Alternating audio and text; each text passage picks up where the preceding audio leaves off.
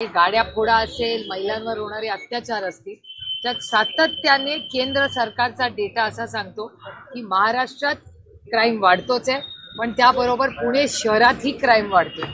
ती एक पहिली आम्ही कंप्लेन करायला आलोय।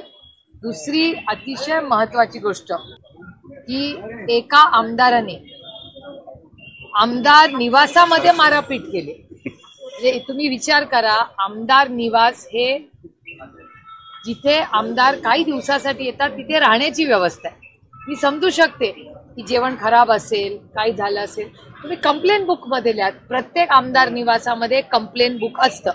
असेंब्ली चालू आहे, तुम्ही तिथे जाऊन कंप्लेन करू शकता। पण तुम्ही अशी जर मारामारी जर आमदारच करायला लागले आणि ते पण आमदार निवासात, काय आदर्श देणार आपण महाराष्ट्रामध्ये?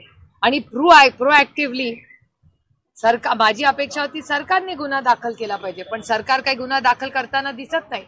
हे विरोधी पक्षाला केलं असेल, विरोधी पक्षांनी काही नाही केलं तर आमच्या घरात ईडी आणि सीबीआय पोचते।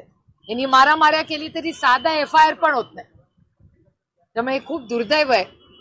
त्याच्यामुळे तो एक महत्वाचा दुसरा विषय। आणि तिसरा की महाराष्ट्रामध्ये तुमच्या सगळ्या चॅनल्सवर वर्तमानपत्रात बातम्या येत आहेत की खोटे जीआर फिरतायत। आम्ही 5, 10, 15 दिवस वाट बघितली, सरकारकडून कुठलीही हालचाल होत नाही।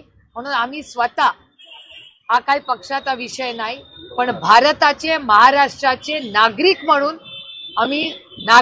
इथे आलो की बाबा हे खोटं नाटक सगळं चाललंय, याची इन्क्वायरी व्हावी। मंत्रालयाचा एक मोठा जीआर आलेला आहे, त्याची कॉपी आम्ही तिथे दिली आहे। असे अनेक जीआर आम्हाला आता कानावर येतात आहेत।